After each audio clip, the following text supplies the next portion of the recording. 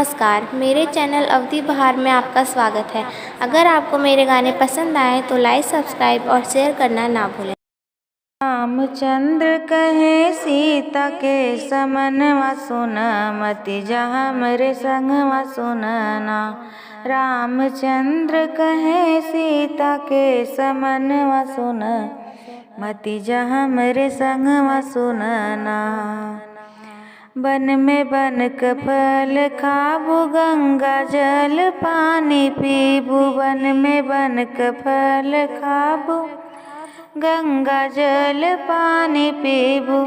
कांटे कुसवा के मिली हई असनवा सुन, मति जा हमरे संगवा सुनना।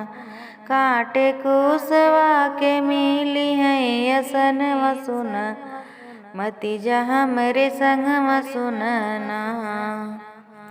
सुख दुख सब सही, प्रभु के साथ में रही। सुख दुख सब सही, प्रभु के साथ में रही। देख इहे हउए हमरा धर्मवा सुन, चलब तोहरे संगवा सुनना। देख इहे हउए हमरा धर्मवा सुन, चलब तोहरे संगवा सुनना। रामचंद्र कहे सीता के समनवा सुन, मति जा हमरे संगवा सुनना।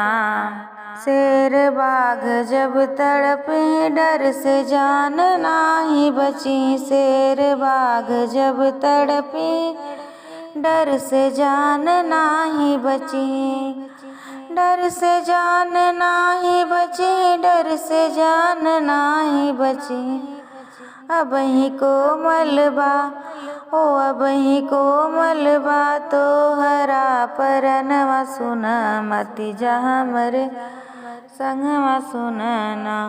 रामचंद्र कहे सीता के समनवा सुन, मति जा हमरे संगवा सुनना।